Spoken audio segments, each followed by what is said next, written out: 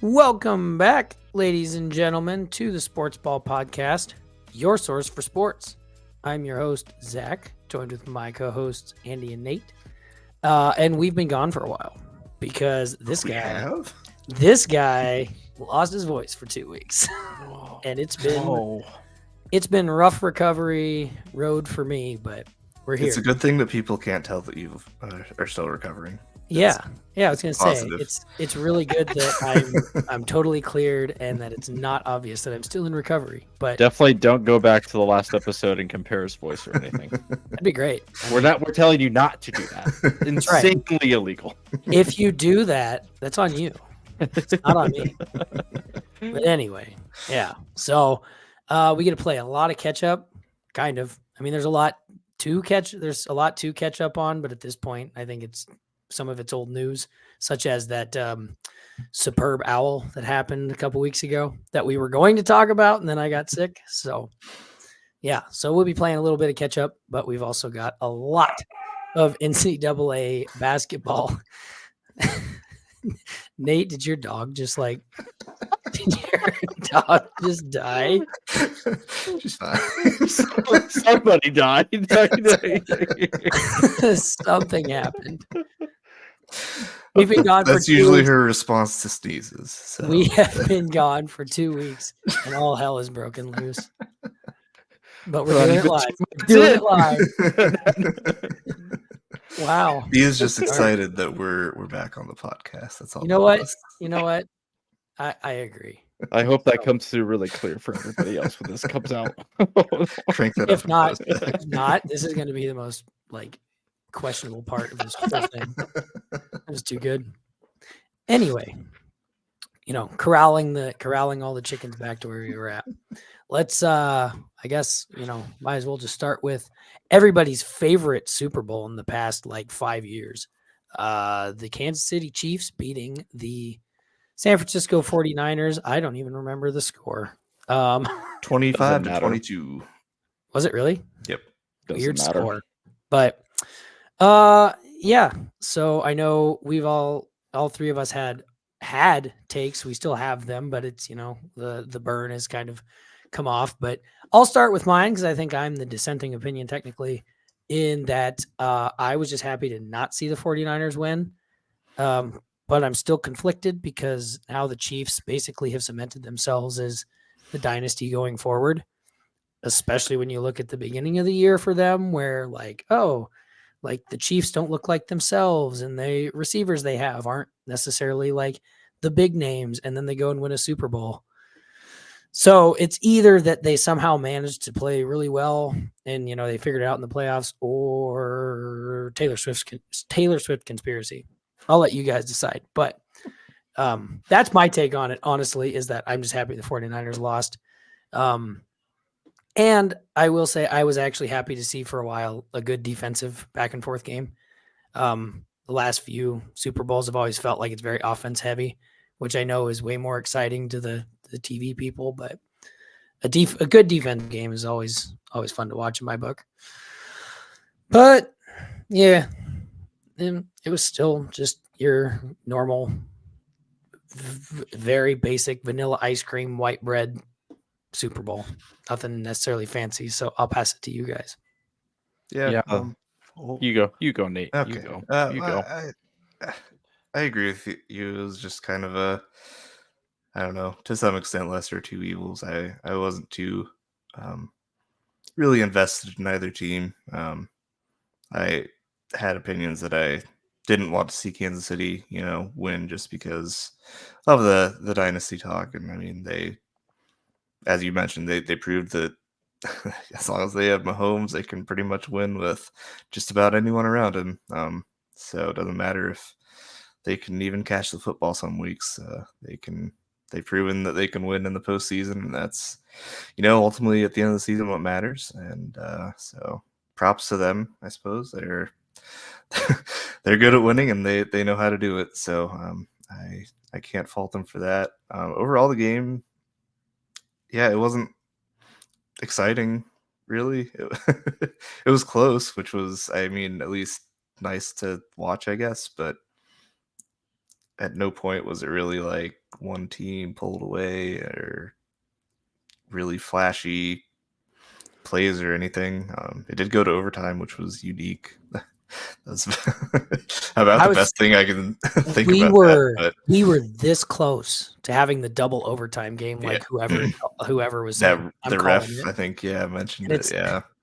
like a bunch of people at the end of the game were like looking at their phones, like, what are we doing here? Like, what did this guy know? Yeah. So it was, it was an interesting end of the season. I think I mentioned it on the last episode where it's just kind of like, at the beginning of the season, if you were to like not look at anything and be like, yeah, it's probably a 49ers Chiefs Super Bowl wouldn't be like the most out of the ordinary thing to happen ever. And it happened, and And the world was whelmed. yeah. I think that sums it up well. I was very whelmed by it. So excited for the off season. There's been some interesting things happening. We'll see how, with the new league year starting in March, I believe, with everyone getting cut, re-signed, all that jazz, and then the draft happening not long after. It'll be an exciting time for the next kind of month and a half or so to get some takes there. But I'll defer that conversation to later. We can get Andy's thoughts on his favorite team winning the Super Bowl. Defined favorite. I very specifically, I think it was quote on our last episode where Andy said, I really want the Chiefs to win. Patrick Mahomes is my favorite quarterback ever, and I will do anything for Travis Kelce. You can quote that. That's exactly what he said. If those words ever truly come out of my mouth, I would call 911 because I've probably been kidnapped and held for ransom somewhere. So, future note for anybody hearing those words ever come out of my mouth again.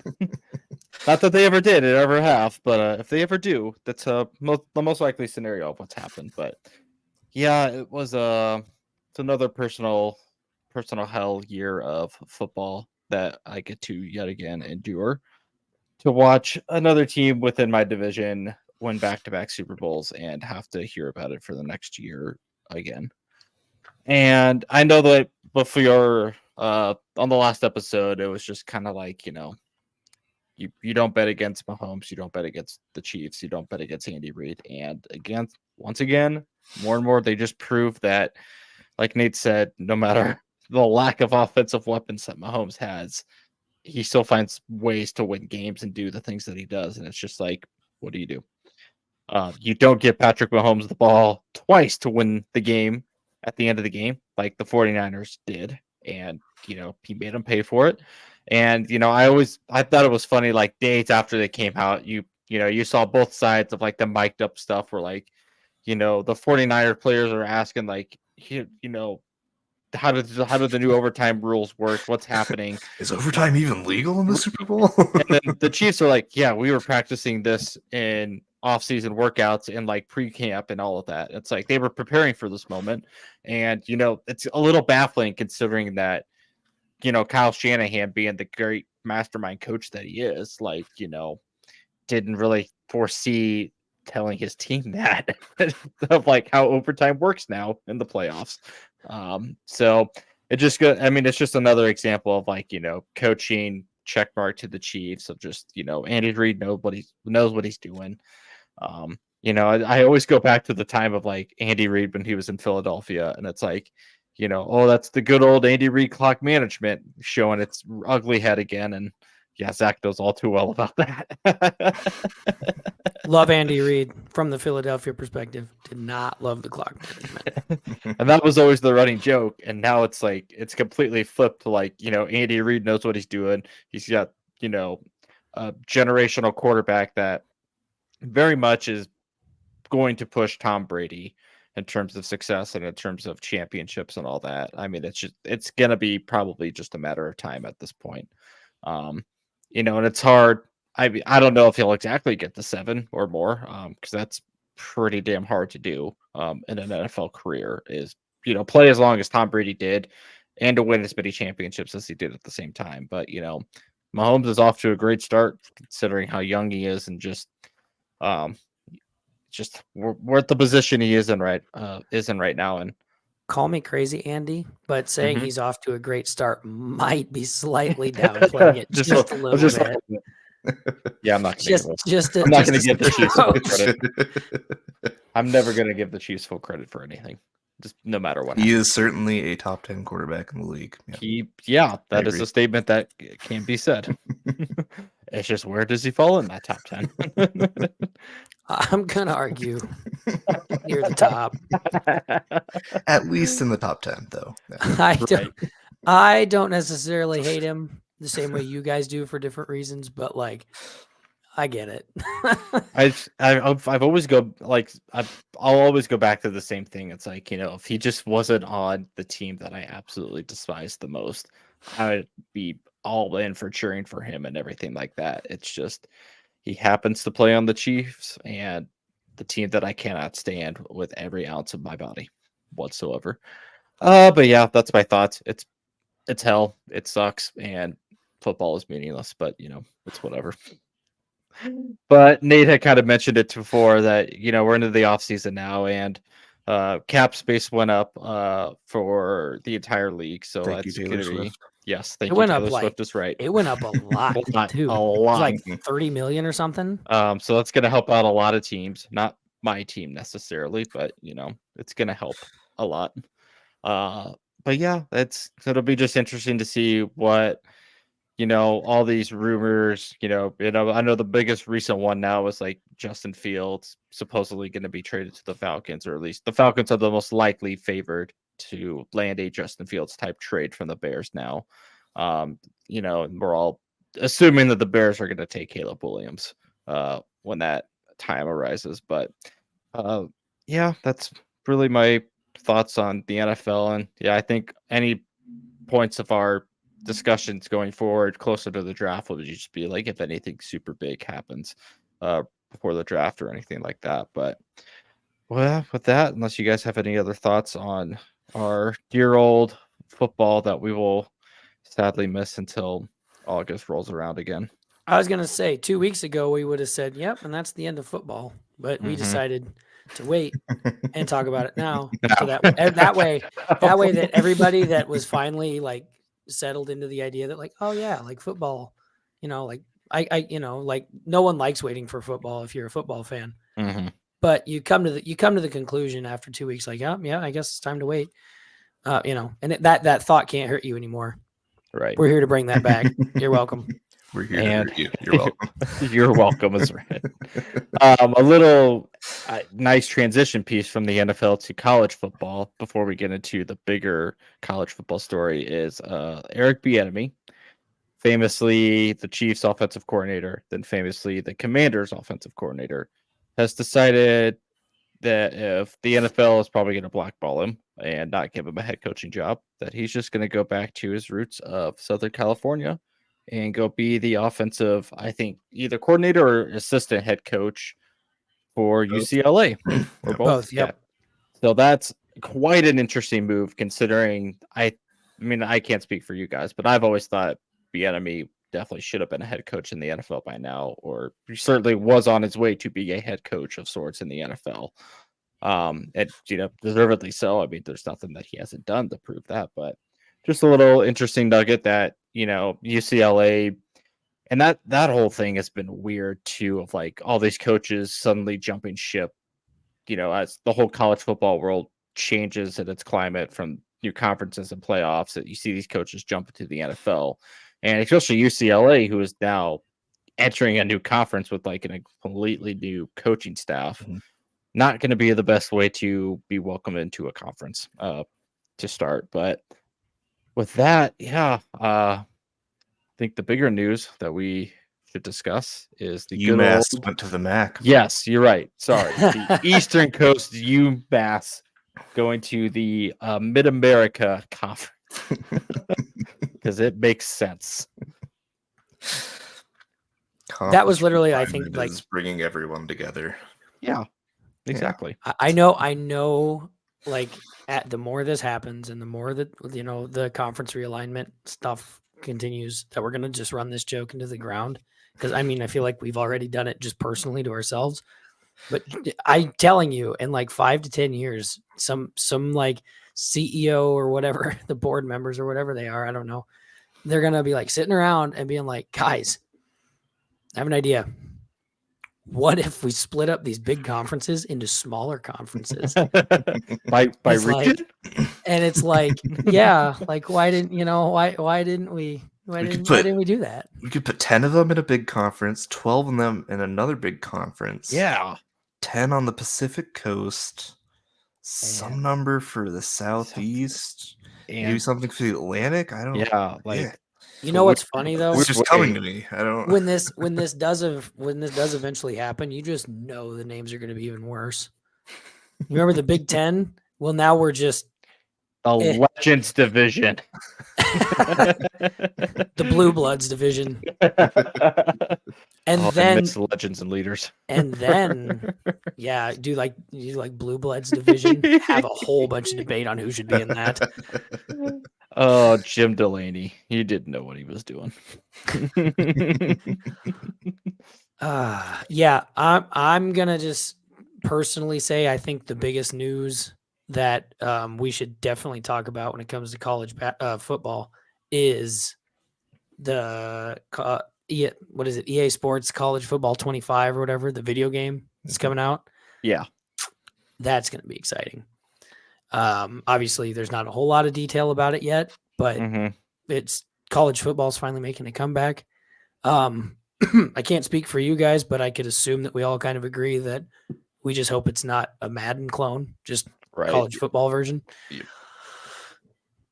I think we'll find out. I would honestly be happy if they just like clone NCAA 14 and just update it. Like, yeah.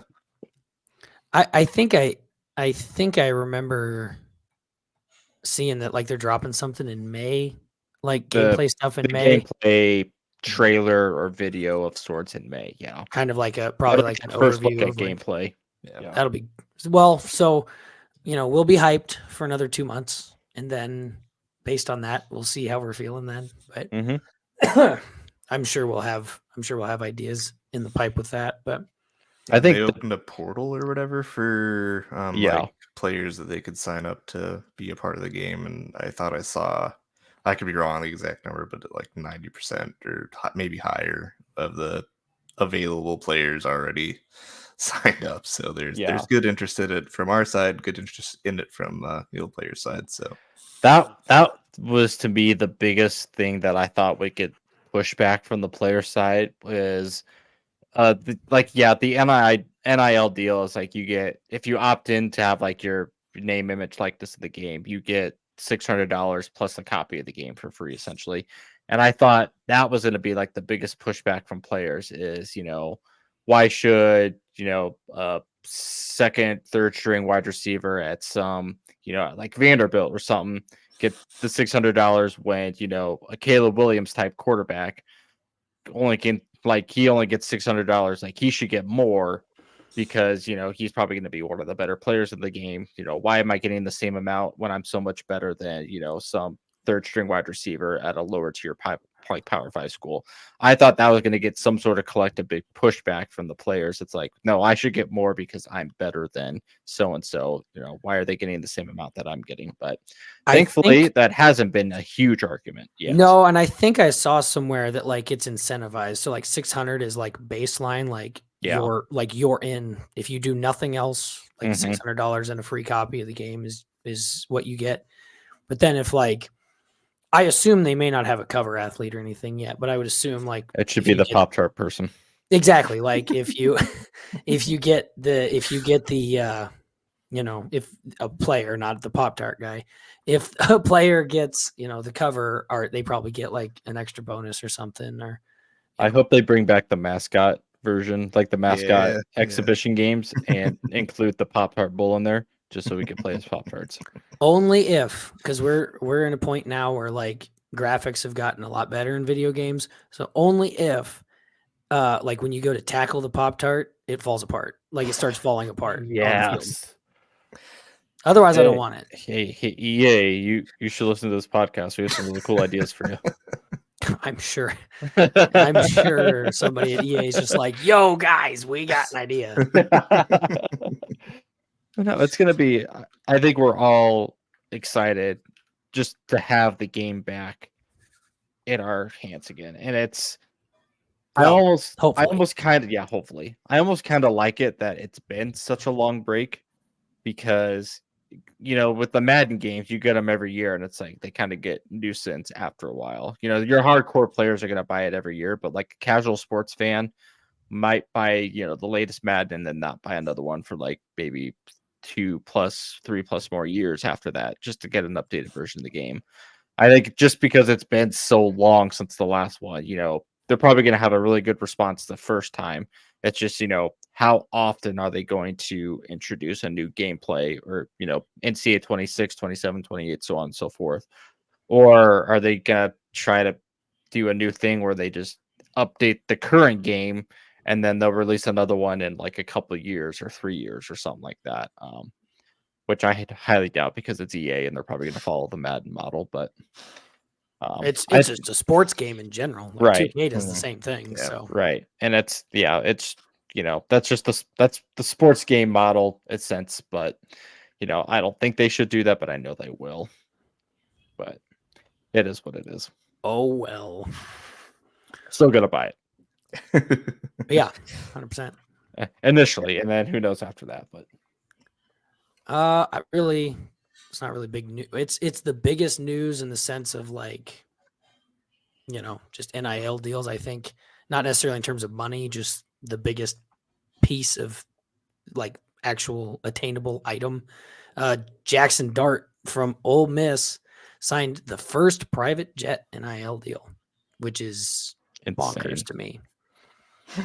Absolutely insane that's a thing that could happen.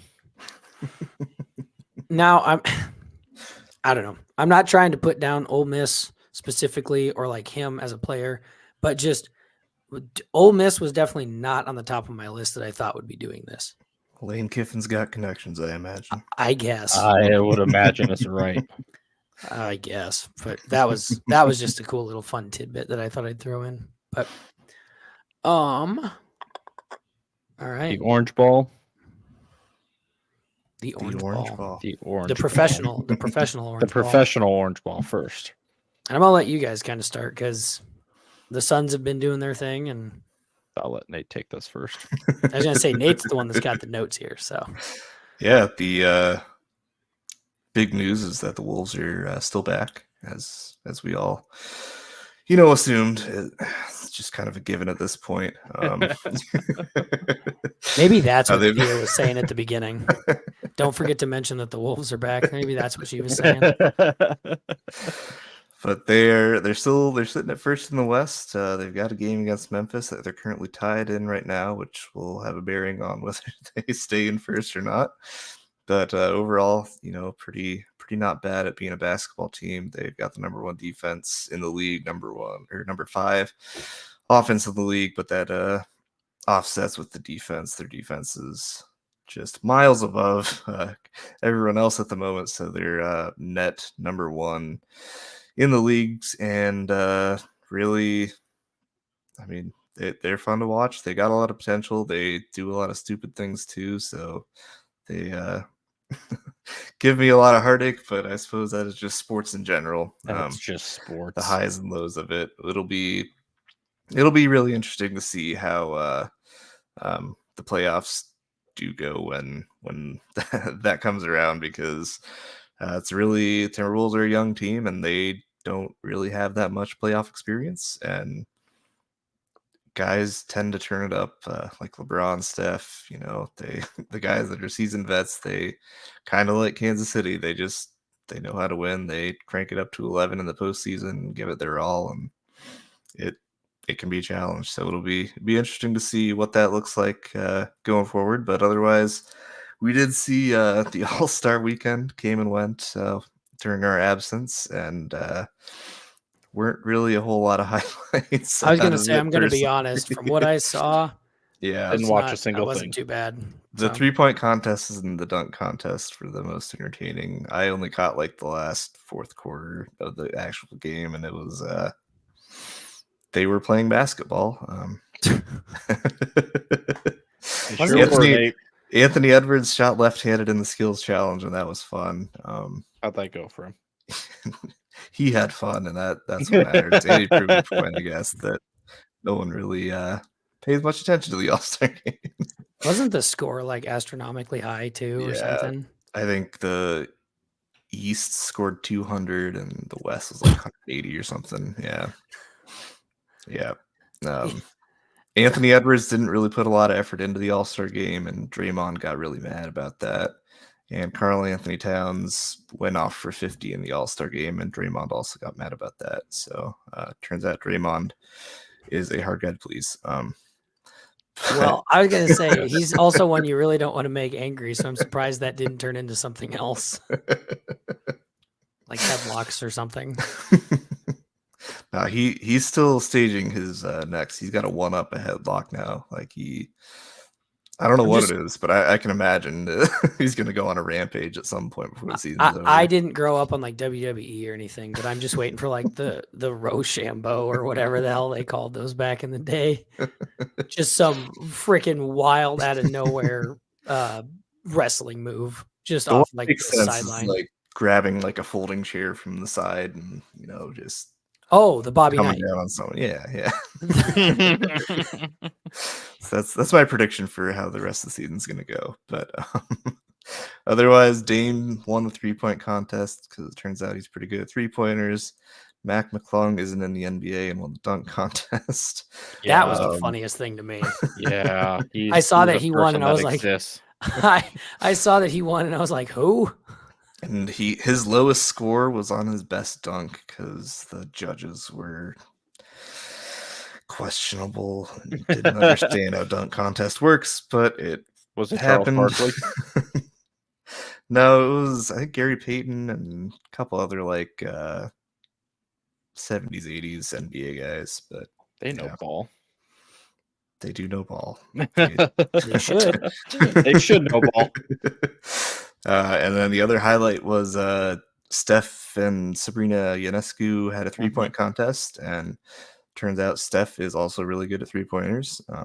And Sabrina Ionescu scored, I believe, as high as all the other participants of the 3-point contest. So even though she lost, she was, ranking pretty well with all the other contestants.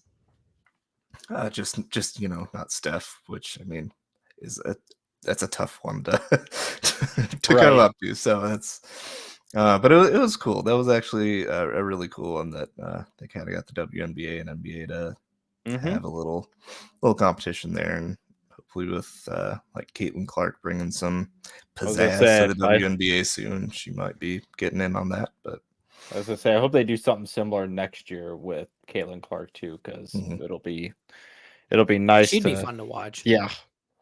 Yep. So hot take. I know we all don't like Iowa, but Caitlin Clark is fun to watch. Just saying. Especially when she loses to Nebraska. That helps. That was really fun. That was a really fun time. But I mean, we could. Yeah. Is there anything else with NBA? Because I felt like that was a really good transition into college orange ball. No, the Bulls are the Bulls. They'll get a play-in spot, I hope, and that's really about it. Suns are maintaining right now, and I'm guessing they'll be about the same as probably a play-in. So, yay, our teams. Go Wolves. Yeah. That's the spirit. But with regards to NCAA basketball, I know this isn't even really on our list, but I did think the adding the like Caitlin Clark, is she 22? Is that her number? Yes. Whatever the number is, like where she shot her shot to get over the record. Oh, yeah. That was cool. And did you hear her comment? She was like, oh, it looks like it was further back than where I remember it. But then like you go back and watch the video and she's like 10 feet behind the 3-point line. Yeah. When she took that, I knew she was making it because it was obviously the highlight saying, oh, she broke the record with this shot. I was like, that's where she shot it from? And true Caitlin. Like, what is that? She's really good at that. Yep. Turns out she's she's pretty good at basketball in general. You're right. You're right. She is really good at basketball. She's all right. Oh, but yeah, there's a lot has happened in the college basketball world outside of just the basketball, which we'll dive into in just a second. But yeah, a lot has happened in terms of a lot of upsets. Definitely a lot of upsets have happened. No top 5 team is safe, baby. Nope. You had Purdue losing to Ohio State, which was super funny. You also had UConn losing to Creighton, which was also super funny. I watched that game live too. And that wasn't even close for UConn that entire game. Yeah. Rachel and I had a bet. Creighton mopped them up and down the floor the entire game. Rachel and I had a bet. And it was like, we're going to go, like one of us had to buy coffee the next day or whatever, something like that. And she was like, I'll bet Creighton wins by 10. And I was like, UConn's number 1 and Creighton's kind of had some iffy games. And then they do that. And I'm like, son of a... All right, well, this is why I don't bet on sports. Right. Nate's favorite note, well, I guess maybe a second favorite note, that Kansas got Mormoned. They did. BYU, man. I think BYU lost to Kansas State last week, and then they sure did. Followed it up by upsetting Kansas last night. So it's always good. The better of the 2 wins, I probably, or 2 games, I would say. College basketball parity is just, it's its own thing. Mm-hmm. I love it. And then, the game that we were watching, Zach, Duke and Wake Forest. Wake Forest beat Duke, and then one of the Duke players apparently died, according to Nate, during the storm of the court. It was tragic. The Wake Forest student section came in and mobbed him down viciously, and it was terrible for the sport, terrible for the poster child of the sport, which is just Duke basketball, as we all know. Right. The overarching king of college basketball. But he rose 3 days later, and he's playing tonight against Louisville. And hold up. You cannot just say he rose 3 days later and then not expect someone, me, to be like, oh, I didn't know Kyle Filipowski was Jesus. Well, he is, apparently. Yeah, maybe to Duke. I have not followed Duke that well this year or for the past 10 years. But that's a bold claim if that's what you're saying, Nate. If you're saying Kyle F is Jesus, then we've got some, that's the news coming out of the Duke camp. He went down with a vicious high ankle sprain, usually takes you 3 to 6 weeks to come back. And then I believe a couple days ago, they came out that he actually injured his knee, just kind of tweaked his knee. And then he was good to go for the game tonight. So a true hero in the college basketball world. I really, really felt for him. I'm glad that I'm sensing slight sarcasm in what you're saying. What? No, just a hair. But the best thing was Jay Billis came out, and his solution was just. I hope it was a joke. I don't know if it was a joke. I don't think it was. I don't think it was. He came out. He said that allow another court storm to happen, and then just arrest all the students, and then they'll never happen again. Which I like. Yeah, but. I don't know. It seems a little heavy-handed to me. I just want to know, because do you arrest just all the students that were present at the game, or are you talking arresting the students that got to the court? But then, if you're talking the second one, how do you keep track of that? Yep, it's impossible. Yep. What? I'm here for it. Let's do it. I just want to just try it. That is just a real life suggestion that a person who makes a lot more money than me and gets paid a lot of that money to have opinions. Well, hold on. We may get sponsored someday. It's not out of him. It's not out of the realms just yet. That said, I don't.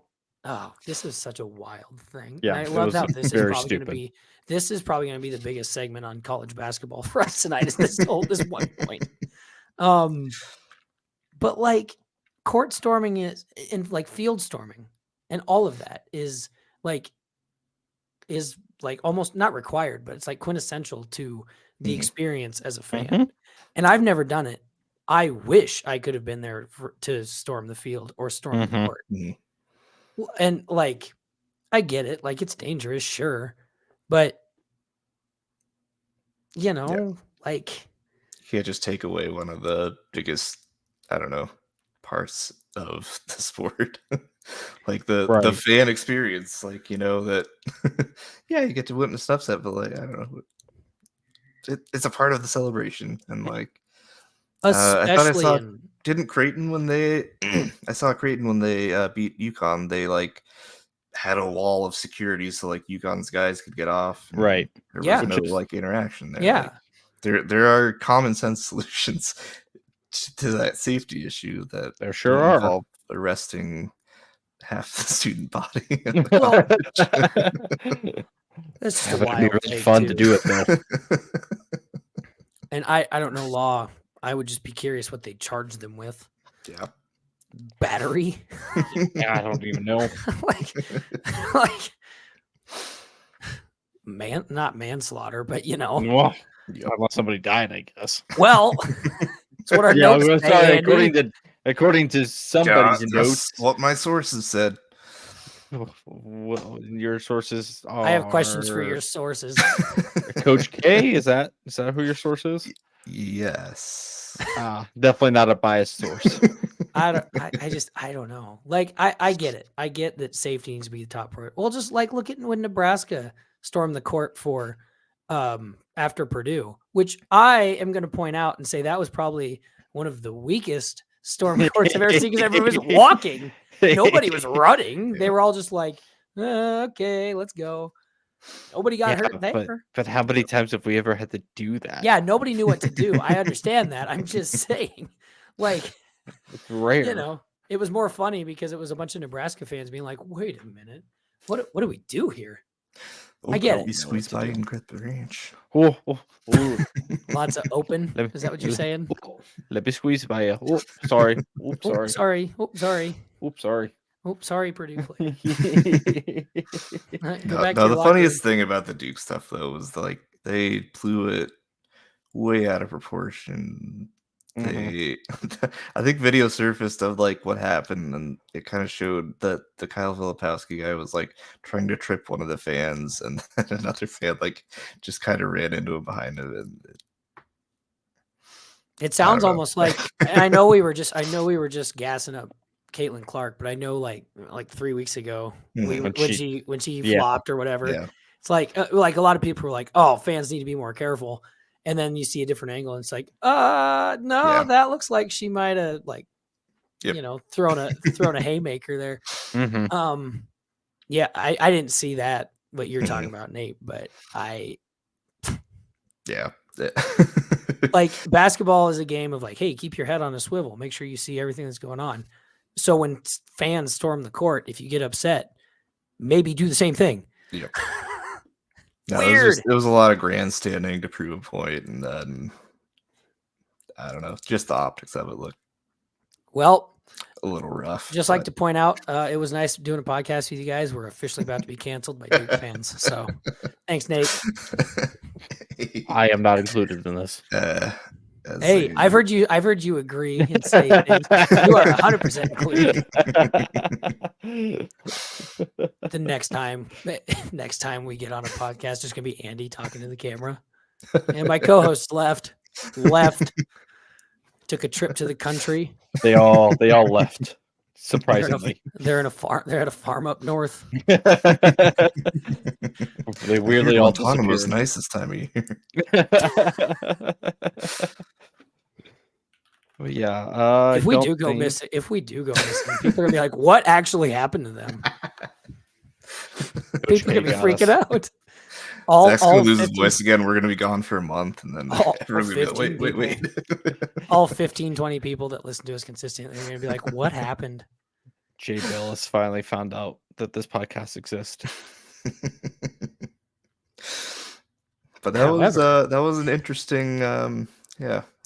However, that may work out in our favor. He might be like, I listened to this podcast. Oh yeah.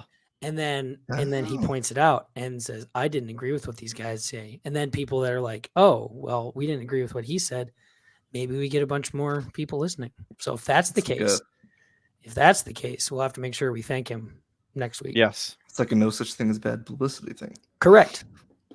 I think there are a few things that don't fit in that category, but we haven't crossed into that territory yet, so we're good. I think we're good. Not yet. I don't make the rules. I just try to follow them. Most days. Most days is right. All right. Yeah, aside from the that whole situation, back on to actual things that matter within college basketball. Yeah.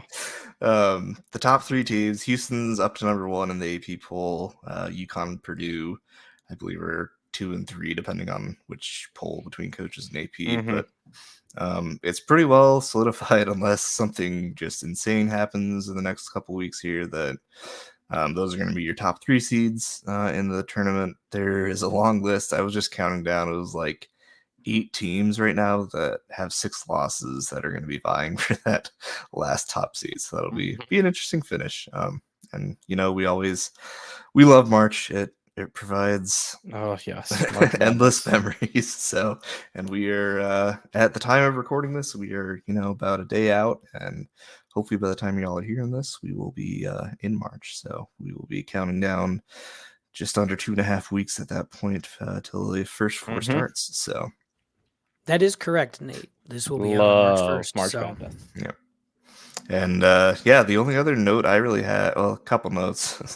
Mountain West, I think, I've been seeing a lot of talk about it. Like, they're doing all right. They have 6 teams that have single-digit losses, and that's not because they're like playing like Mountain West isn't Big 10 or Big 12 or something, but I mean it's a solid conference, and they play decent out of conference. So they have 6 teams that have single-digit losses.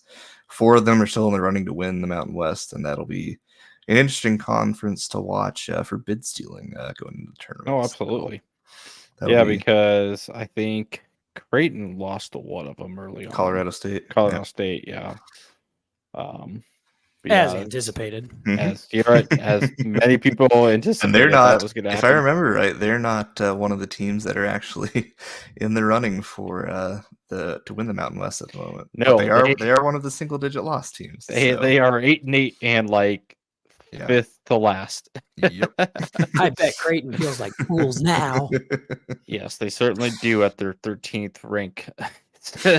Which is also, I made a note of that. That was also interesting. That it makes sense a little bit because they knocked off UConn, but they lost St. John's like the next game, and they moved up 3 spots because of it. So didn't really have any effect on their seed whatsoever. And then the only other note I had was that the Badgers are.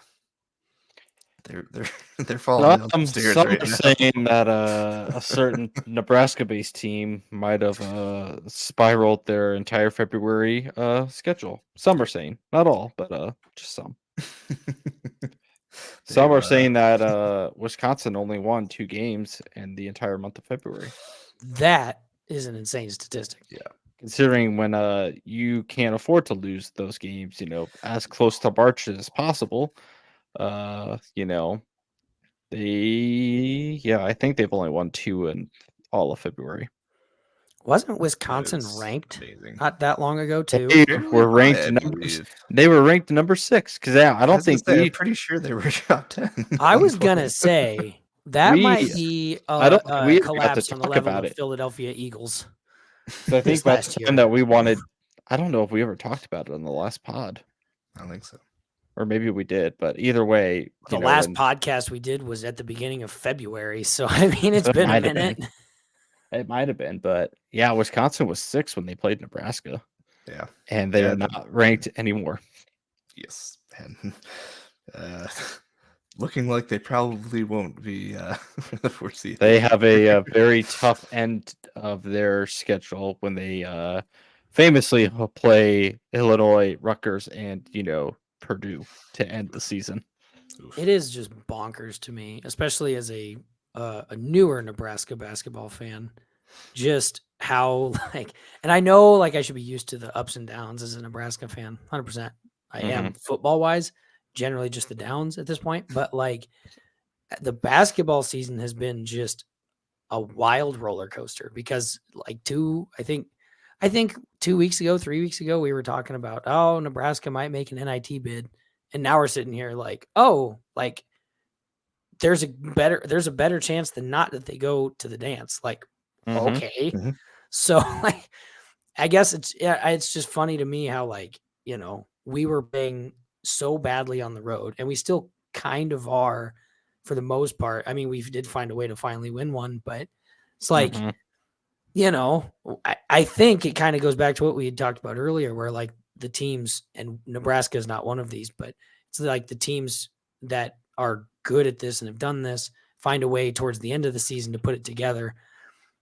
Nebraska may have finally figured out how to do that. I don't know if that's the case or not. We'll see.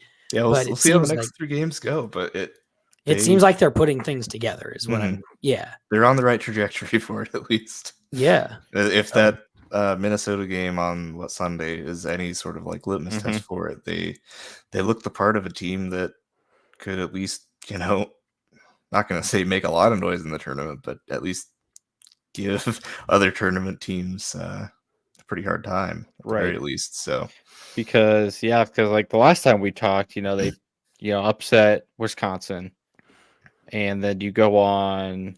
Oh yeah, I think they went on the road to Illinois, lost that game in overtime. Still another road loss, and you're like, okay, they held their ground in overtime against a top ranked team on the road. And that loss, quad one losses are never going to really hurt, but it's not as bad of a quad one loss.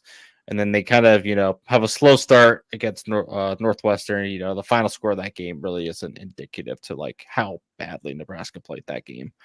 But then, you get to the easier part of their schedule with Michigan, Penn State, Indiana, Minnesota. All win all 4 of those games by double digits, and they should win category games. Yeah. Which first time since the 1911-1912 season that this happened for Nebraska.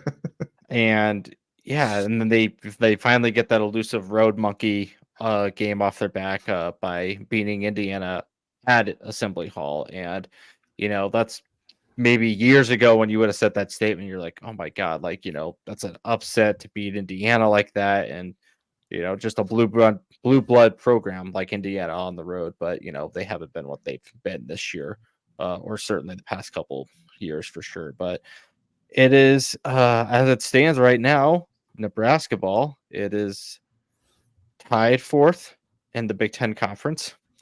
As of stands, as of this recording, Nebraska would have the double bye in the conference tournament if it started today, which is wild because they really control their own destiny right now with these next 3 games. Is you keep winning, you're more than likely going to keep that 4 seed spot, because the tiebreaker between them, Wisconsin, and Northwestern, they at least have the tiebreaker against both of them if it becomes a 2-way tie. If it's a 3-way tie, Northwestern, I think, edges it out just based on head-to-head against each of the teams. But Nebraska is tied 4th with either Northwestern or Wisconsin.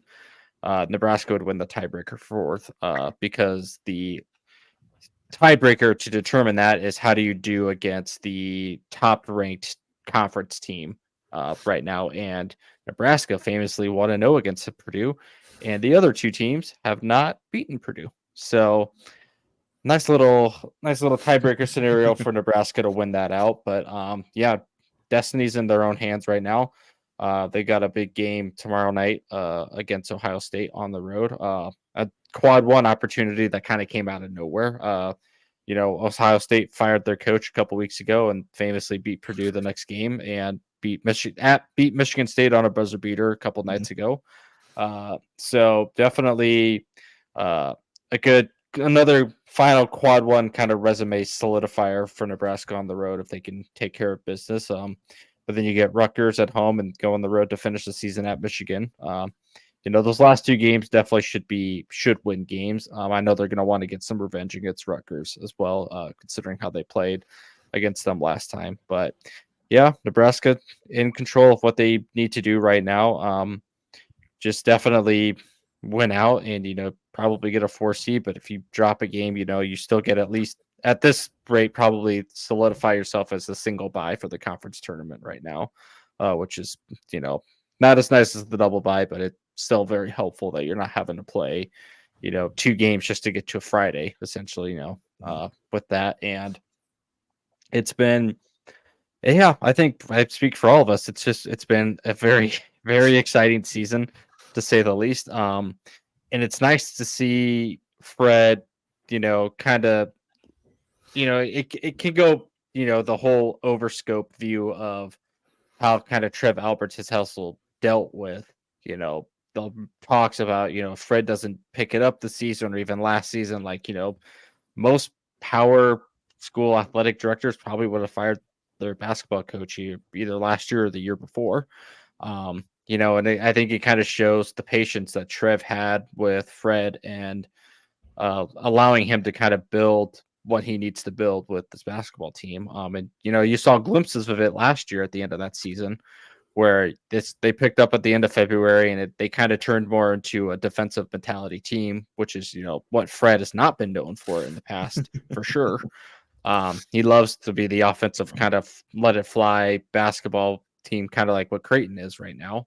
And the mentality of this team this year is it's been defense, but it's also been you're not relying on one star player this entire year. And I think that's been the most refreshing thing to see is, any one of, their starting guys or even a bench player like CJ Wilcher can go off and, win you the game on any given night. So, you never know who that's going to be, but it's nice to know that Nebraska has that depth at every position to, it's just team ball. You're not relying on one guy to get you all the points, like the past previous NCAA teams or just, good Nebraska teams that have had to rely on one or two guys. You can rely on all of your guys to have a big night and, it's going to be one or the other. I know there were a couple wins in there where, Casey and Rank have like 10 or so points, but CJ and Jawan Gary go off for 20 or 25 each, and it's just nice that Fred has finally kind of developed this team to what he wants, is a defensive minded team that he's had to adjust and change his mentality, but it's also at the same time they're playing great team ball to win you these games. And I think that's something that it's going to bode well, definitely, that Fred is going to have to continue going forward because it's working now that he's kind of found a culture and a team scheme that he wants to run to build a basketball program here. And I know, obviously we're excited about this team and we're excited about this season and, finally getting to March Madness, finally getting back into the NCAA tournament for the first time since 2014, I believe. Yep. So 10 years. Or did they go in 2018? No, they didn't. You're right. Yeah, I mean, it's the first time since that long, and it's baffling to just even think about that. But, you get excited about this, and then you also think about that, there's a whole lot of return potential for next year, too, because the only seniors on this team that are, there's 2 big impact seniors, and there's one not like a role player in the sense of Javen Coleman or whatever I think his name is, but Josiah Alec and Casey are your 2 seniors right now. Everybody else has a chance to come back next year. And I think that bodes super well for Fred, who has always been, his first couple of years of like roster turnover, getting all these transfers to come in and try to build your roster. But now you're kind of developing your staff and your roster at this point to where you don't need to do that every year anymore. And I think it shows that incoming recruits are like, yeah, we're finally got a basketball team. Fred's got a game plan in place. He knows what he's going to do and what he wants his team to build. You're not coming in to, play with 9 other transfer guys because we have to build a whole new roster now. So there's so much excitement for right now what this current team is going to do, but there's so much more excitement for the future of what can be going forward, of what Fred can try to continue to build on the success every year.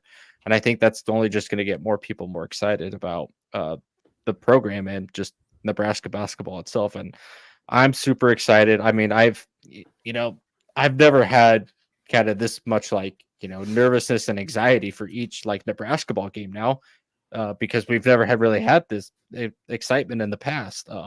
We've never had to be excited about games meaning so much more in February and getting close to March, because usually by this time of the season, it's kind of like football. It's by the time October rolls around, Nebraska's season is already done. It's what more is there to cheer about at this point?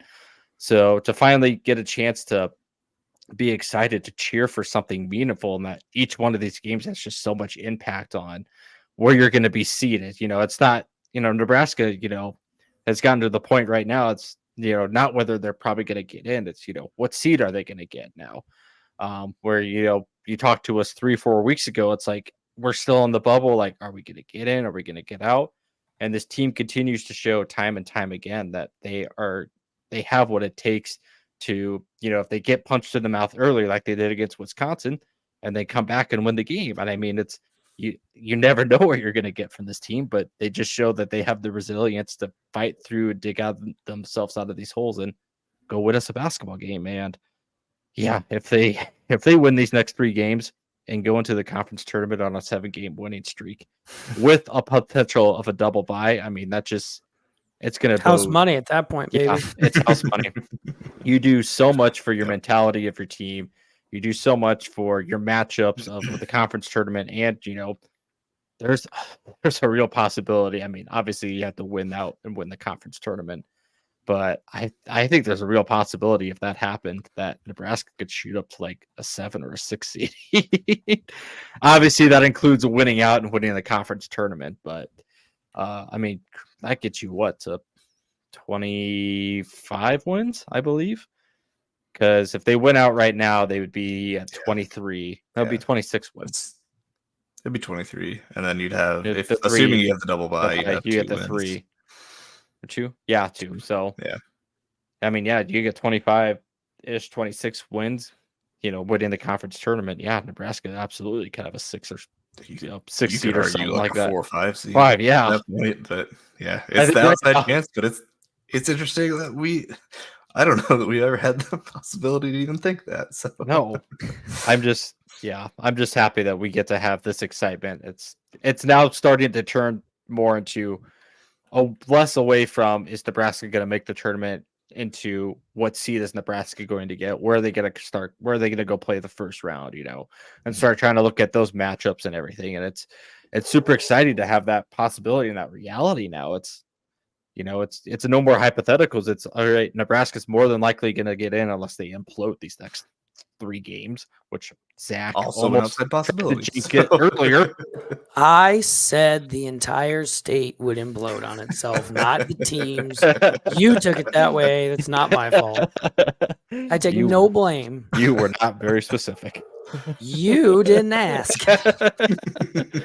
But that's my spiel on the basketball. I'm excited that these games make me nervous and anxious now, because there's just so much to play for now versus just turning it on because you're a sicko college basketball fan that follows an absolute horrible team. It's excited to start to finally cheer about these things and get excited that Nebraska's going to get their name called on Selection Sunday, and it's going to be great. Yeah, and I think I want to echo kind of the same sentiments you were saying about Fred. I remember when he was first hired, I don't remember if we were having the conversations, but there were conversations around it, and they're saying, he's going to need 2 to 3 years of just kind of transfers, turnover, and then just to build the bare minimum foundation, for this team, build, that culture within it and everything. And then in theory would be seeing that progress after that. And it's weird to just see that all come to fruition. And yeah, we had the rough years, and they definitely happened, but his vision for kind of how, I don't know, how he wanted this team to look. It may not be his classic, run gun offense, but he's been able to adjust and adapt to that, which I think speaks volumes of him just as a coach. Really, really telling that he was willing to say, hey, these guys may not be the prototypical what I do, but like we're gonna change what we need to do to make this a successful endeavor for us, and that I think says a lot. And it's weird to be like, all right, we saw the rough years, and now we're on that at least theoretical trajectory upward, that roller coaster upward, where there is success and there are good things on the horizon. We're not like up here at the top yet, but we're making our way, and they're a decent team when they come out to play. They're fun to watch, and it's just really, really cool to see all the work that they have put in, and just see that something that was very theoretical that we were hoping would happen is happening. It's really cool to see in real time. So we'll see how March shakes out next 3 games and into postseason play. But it's been an interesting ride, but it's been and hopefully just keeps going. It's been a could always see the building blocks of his team too as he went too. Like some years might have been better or worse, but like you said, having to deal with all the transfers, you could always see that there was something there.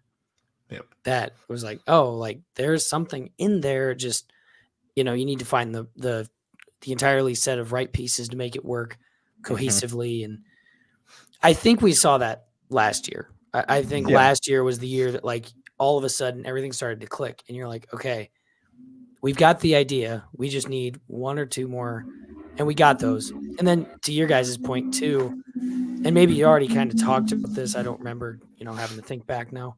But like, even if we don't go very far, even maybe past the first game we play, in March Madness itself, that's going to do huge for recruiting. It's like, look, like people that we already recruited pretty well, I think, for next year. I believe. I could be wrong there. But then, like, if people are wanting to transfer out, it's like, oh, hey, like Nebraska was really close. They just needed, and I've said this for the longest time, like basketball is one sport where, one player could elevate you to that next level, where in like football, it might take 1 or 2 more players to get it on one side of the ball, where in basketball, maybe you just need a better defender or somebody that can, shoot a lot better threes, whatever. It might just be that one person that takes you to the next level. I don't know if Nebraska's there, but I think they're within that conversation. I think they're close. As in, if they don't make it very far into, and I'm saying this as in, I think they could. I'm setting myself up for the potential disappointment of like, they got to the dance. Oh, and then they lost by like 30. Like, oh, that sucks. But they got there. And I mean, that could be the thing where someone sees that's transferring out. It could be like, oh, all they needed was, whatever. So I think there's something there. Right. And I always forget that, at the same time, like the whole Frost, like contract buyout thing happened, that Fred also took a little contract buyout cut, pay cut as well to, restructure his contract and stay here. And, I can't imagine for Trev Alberts how those 2 conversations went with those coaches, because I'm sure one had to be drastically a lot more appreciative than the other was. And you can figure out who was who, but yeah, it's refreshing and it's nice. And like Zach said, whatever happens when they get to the dance, if they lose in a blowout fashion, it would suck a lot and it would probably hurt a little bit, but it's farther than we've made it for a long time though. Watching Nebraska be in March Madness and play a meaningful, not NIT playoff game type thing. It's something to build off for the future. And I had always wondered from last year, like, how are you going to replace Derek Walker? And Fred went out and found Rink Mask, and honestly, probably more than what we could have hoped for in a replacement for Derek Walker from last year. I just was hoping they would just get like a physical Big Ten center, because that's what you need. And Rink can shoot the 3. He can play point guard if he really wants to. Not that I prefer him to do that, but he can do everything, and it's just a lot more that I think that I could have asked for, what Fred is probably asking for of him, of being a center in the Big Ten. But yeah, Fred changed his staff. He changed what he needs to do with his team, and it's showing a lot right now. And yeah, they've got some big games ahead. Certainly should win games, and not if they drop the next two, you start kind of worrying a little bit, but I don't think they're in the must-win territory right now. It's more than just the should win, and just more resume boosters at this point. Just to keep adding wins, regardless of quad 1, 2, or 3. But yeah, it's been fun. It's been nice, and I think with that, unless we have any other basketball, orange ball news, I think that's all I got. I like orange ball better than basketball. Well, orange ball just sounds better. Yeah. You get the pigskin, you got the orange ball, and then we'll go to the little tiny laced ball, I guess, if that's what you want to call it. Spring training's begun, but I think the bigger story.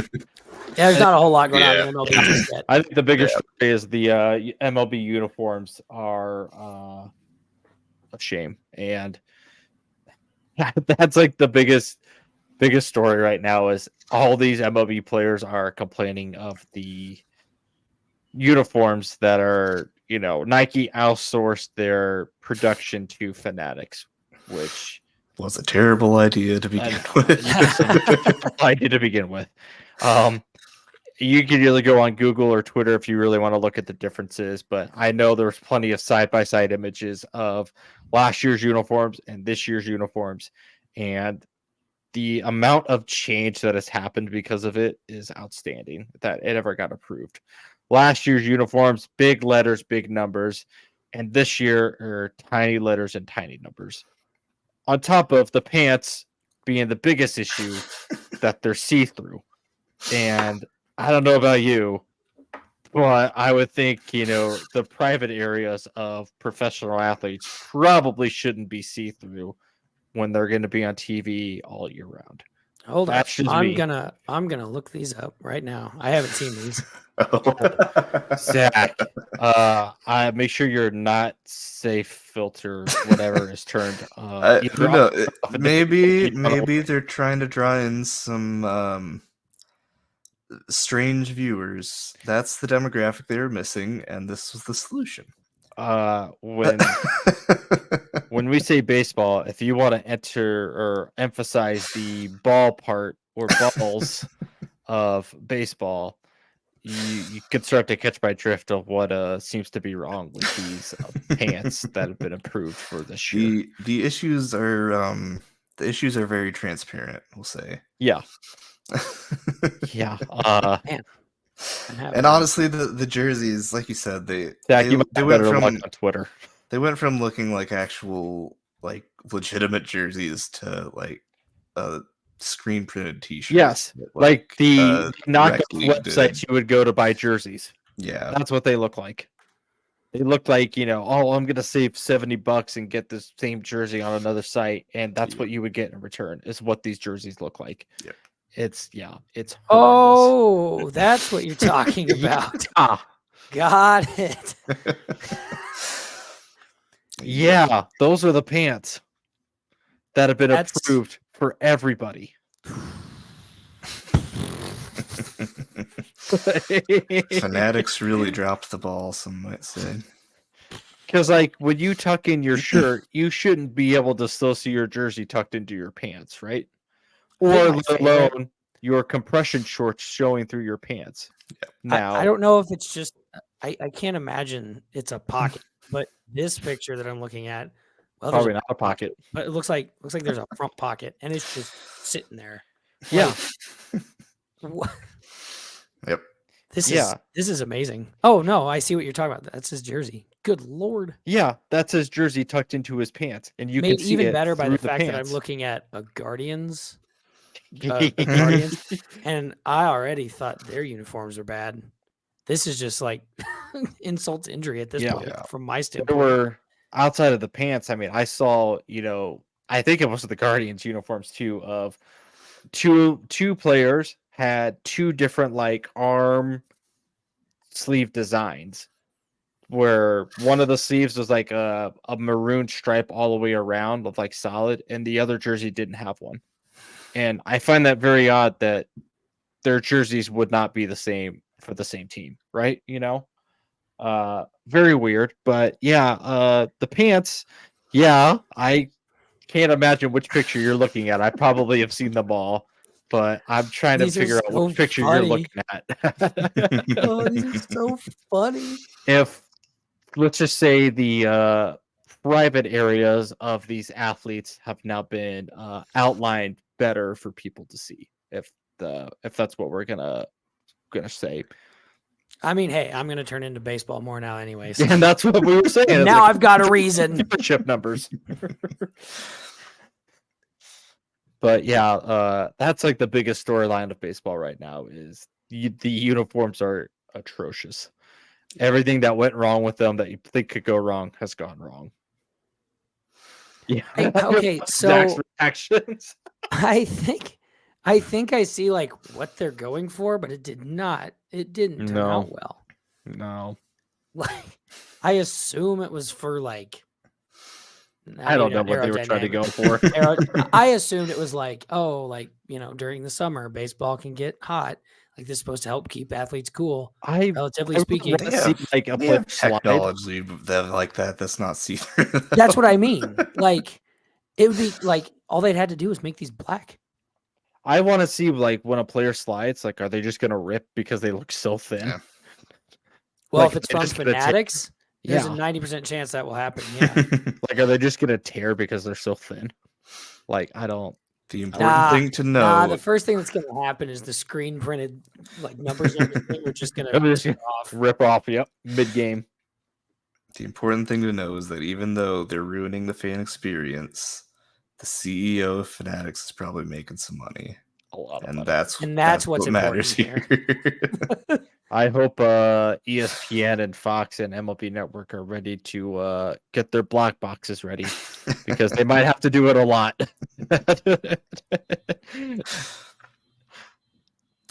That will actually, God, that'd be hilarious. It's like you're watching a game and all of a sudden you just see a black box just like just blurred out across your screen. That would be funny.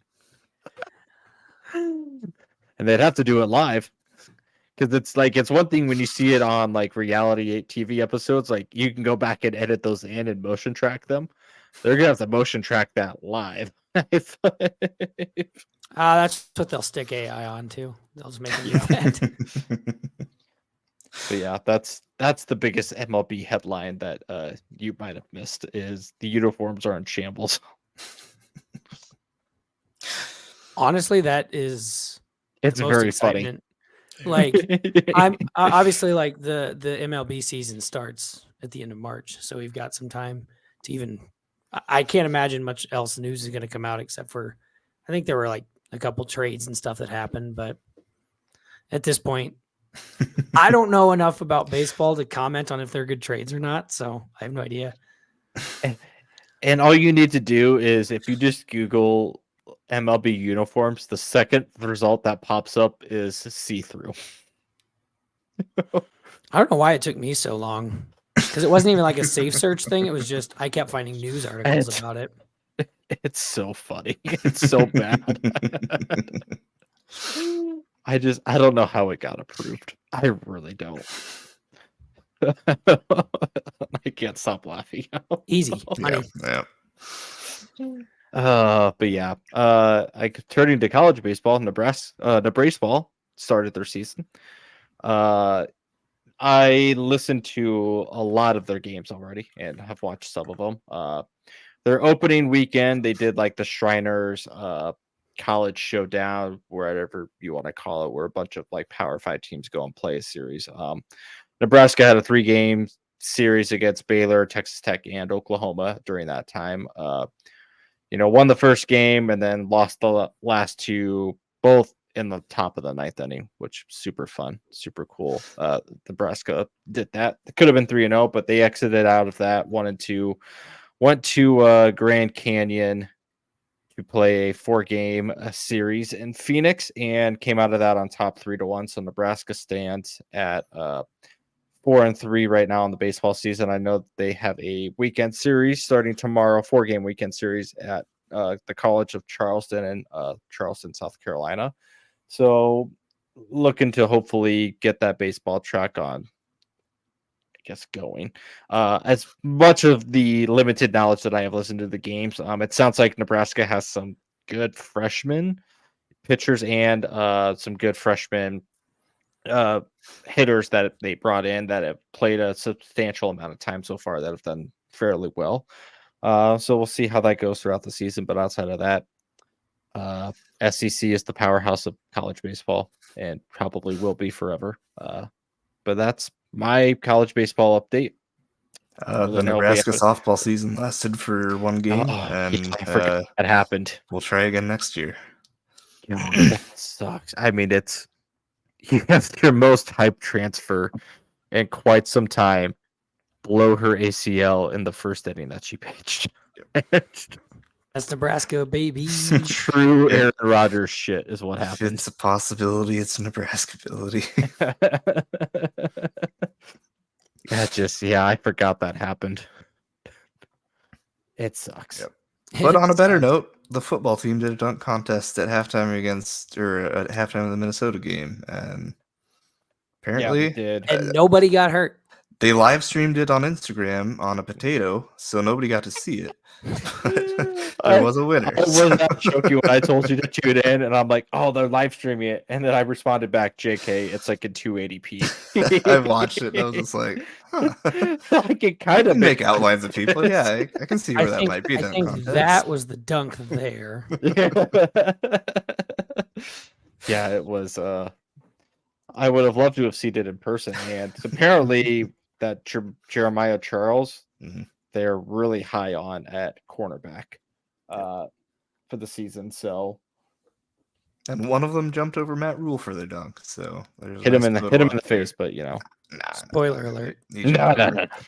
Cleared him easy. Had a couple feet left. Just a couple feet left. Oh God. Well, we've got a couple other things we could talk about, but none of us are very well versed in these things. More MLB uniforms? I was going to say, I know we've got at least one person that's very much wanting us to talk about NHL, but I'm going to be honest. I don't know nothing about it right now. Hockey be hockeying. Hockey be hockeying. Hey, the Minnesota Wild are still bad. That's my update.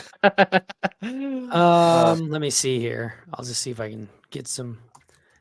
At one point I was an Avs fan, and I say that because I was like, I need a team to watch, so I started watching them, and then I just never watched, so wasn't really a fan, but I kind of followed them, and they were okay, but yeah, I don't really have anything. I guess the big news right now is that I think next week, next Friday is the deadline for the trades. So might hear something interesting come out of that. If anybody can suddenly get up to speed on NHL stuff. I say in college hockey, North Dakota is pretty good at hockey. That's the update. I honestly wish though. I wish Nebraska, a college somewhere in Nebraska would do college hockey. I know there's the Lincoln Stars, and then where I'm at, there's the Musketeers over in Sioux City, and that's those are great options. But I'd love to see that entire pipeline. So college to minors to NHL.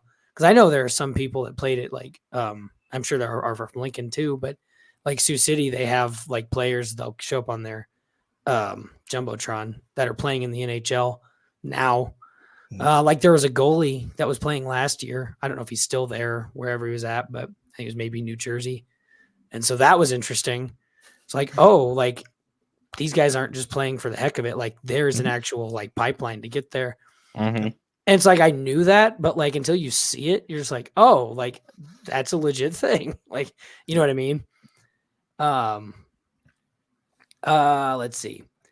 I am going to go slightly rogue because there's not a lot to talk about, but I'm going to try to make this a segment as we go forward. Formula One, baby. Yep, that's going to be all you, bud. Cargo brewer. I mean, yeah, that's Cargo, right. That's all I know about it right now. But I don't know. Formula One's kind of fun to watch, except for the fact that it's like 3 a.m. all the time. So I won't be watching necessarily the races live, but I'll probably be watching them after the fact. So I'm going to let you do that. That'll be your segment. Really, at this point, the only thing that's happened in Formula One is they had preseason testing this, I think it was this last weekend. So then starting tomorrow at the time of this recording, we're recording on a Wednesday. So Thursday, the 29th, they start the actual season up in Bahrain. I don't know if that's how you say it, but is it a Saudi funded place? I think so. I don't know. That's all I know Formula One is their Saudis have their money in it. Sus. Pretty much. I mean, pretty much. Yeah. Formula Sus One. Gulf League. And for those that don't follow Formula One at all, as in don't know any of the people, then one name that everybody will probably know if you watch Verstappen. Yep, it's gonna be Max Verstappen. I only know him. Up until Or does Lewis Hamilton still race? Yes, he does. I know. So he was actually the other big news that I was just reading about. I wanted to make sure I got this right. He has raced for Mercedes forever. Like he's been racing for Mercedes since 2013, so over a decade now, which I don't know if this is true. From my understanding of like watching a lot of these people, like a lot of teams will put a lot of investment into a driver. So like Max Verstappen will stay probably with Red Bull for a while if he hasn't already been there with them for a while. But Lewis Hamilton is actually going to be going to Ferrari in 2025, which a lot of people are like, whoa, that was shocking. So, I mean, that news happened a while ago, but that's still kind of the bringing things up to speed. And then, yeah, really at this point, I think just as a non-professional viewer of it, just trying to figure it out, it seems like Team Red Bull is the one that is to beat, but I don't understand. Like my understanding of like racing is so probably fundamentally wrong, but like a lot of people like will get like 5th, 6th place on different teams and be like, you know, that's a good race day for them, which I mean, I'm not saying like top 10 in F1 is not anything to be happy about, but like, it's just like, you know, in my head, like racing is if you don't win, you don't, but I mean, it's first, points. Last. Right. It's basically Ricky Bobby, but like, it's all a point system, obviously, but like, so, but it doesn't matter when Max Verstappen wins every freaking race, it seems. So I admittedly, I don't know. But at this point, from what I understand, and I'm sure anybody that listens to this, that's a huge F1 fan, absolutely call me out. I have no idea what I'm doing, but I'm going to try. You're going to learn. But yeah, I'm going to try. I'm going to see if I can get anything out of this. And if we get halfway through the season, like, yeah, I'm done with this. I have no idea what I'm doing. But I think it's interesting. I think F1's really a really cool idea. And obviously it's a huge thing like overseas, and it's starting to catch on in the US now that I think they have 2 or 3 races in the US now. So those I'll probably watch live. Besides the Vegas one that went terribly and poorly. That much I do remember. Yeah. That, well, you know, that happens though. And that's the other thing too, is like the weather, they'll be in the middle of the race and then they'll be on like they're like 66 laps. I think I watched a bunch of races where they're like, oh, they got to 35. It started raining. We're just going to call it there. Like they'll just bring everybody back in. Like that's where we're calling it. Like, okay. I mean, I think the whole thing's interesting. I know nothing about it. So that's how we're going to bring in viewers. Just come in for my bad takes about F1.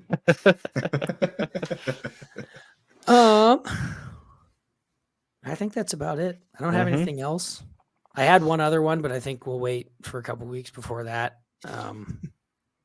because it's not. It does like it's the UFL, but that doesn't start until the end of March. Yeah. And I mean, they're still kind of setting things up. They're doing spring training and stuff now, but again, there's not really. It's kind of like the MLB at this point. There's stuff happening, but it's not noteworthy quite yet. Right. I think once the season gets closer, it's more football, spring football. That's always exciting. Yeah, that will be. It's not as exciting as regular football, but it's football. So then with that, let's wrap her up with our plays of the week. And I believe we'll start with Andy today. My is just a verbal video of. Wait a minute. No, it kind of goes along with another note that I forgot to say that when Creighton beat UConn, it is the first time ever in Nebraska basketball state history, essentially, that both Nebraska and Creighton beat number 1 teams in the same season, which is a wild stat. Which Nebraska basketball state, I don't know, maybe some are saying it, not many, but some are saying it. Well, I mean, after our football season kind of derailed, we need something here. I did see that Nebraska Wesleyan made the D3 they did bracket too, so you might they be sure onto did. something there. But yeah, my video play of the week, or whatever you want to call it, is just the Storm Court videos of Nebraska beating Wisconsin and then Creighton beating UConn. Just you can picture it in your head if you really want to of what a Storm Court looks like, or you can just go to YouTube. One of the two. Well, I see multiple fatalities. Yeah, Nate's Storm Court video. Yeah, make sure to turn off your not safe for work filter, because there are people getting maimed. I'll rephrase that. Don't look at Nate's videos if you're gonna look at Storm Court videos. SWAT team getting called in at Cameron Indoor, just the usual. Yeah, that huge. Not the way that I would look at it. But yeah, that was what mine were gonna be, but those are too long to clip because they usually entail the whole game. I mean, we've got some hours. No, just go to the next person. All right, well, I'll go next because I think as I was watching through what Nate sent in, his was cooler than mine. But we already kind of talked about mine, but I feel like we got to show it. I'm intrigued because I don't know what these are.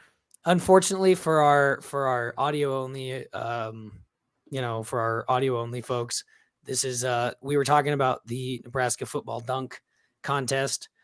This is.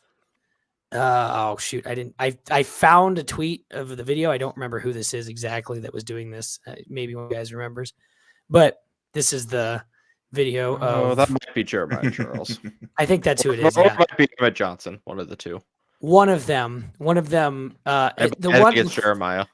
The funniest thing is this dunk happens, but it doesn't go in. So it's a terrible play. But if anything, this is more just a play that I picked because it's like I think it's more of like a testament to how much Matt Rule is putting in effort for the football team. Oh yeah. I don't know if the prior guy would have been seen on a basketball court. I'll be honest. Nope. No. Outside of maybe there for the publicity side of things, where it's like he's in. Yeah. To that point though, he's very much involved. And I love seeing it. And then as for Nate, I'm going to let you explain yours. Yeah, so actually, if you go to the very first link before this. Oh, shoot. I got to go back now. Sir. There was a... So Anthony Edwards, I'll explain it for a few folks. He is getting into this habit of getting injured during games, which is terrifying as a fan because, he is kind of... one of the big superstars for the Minnesota Timberwolves. So he went down with a pretty interesting ankle injury. And so there are rumors that Rudy Gobert was working some black magic here to get Ant back on the court. He went down. You can see this is the second quarter with about 2 minutes left with that ankle injury. And if you go to the Are you video sure it was now, because of a storm core fatality? it might be. I just love how it's just like, yo, is this thing actually like there's is this something happening. happening? Rudy's working some magic there, you can tell. So this is that was the first half. This is from the second half though, in the third quarter. If you play there, you see Anthony Edwards taking the cookies, going to town, getting the target center hyped up. Wembanyama just looking clueless, and it was just a beautiful sequence. Ant was fine, and crisis averted. So I guess in other words, the Wolves are still indeed back, and they actually just beat Memphis tonight, so they are in sole possession of first place in the West again. So You were worried all's well about that him. ends well. You know, at first I was gonna say, you know, that was a great play. The whole mystique around it. But then I realized that it was playing the Spurs, so Doesn't count. wow. Hey. No, just kidding. Wemby's like it. like 10 feet tall if you can do anything on him. Well, not it 100% turns true. out that people have not had too many problems with that. So the Spurs are not doing so hot this year. Granted, I understand. I think they're in a rebuilding year, so it is what it is. Turns out when your only player is Wembanyama, it's a little tough to win games. A little bit. But I don't think we have anything else. Might be it.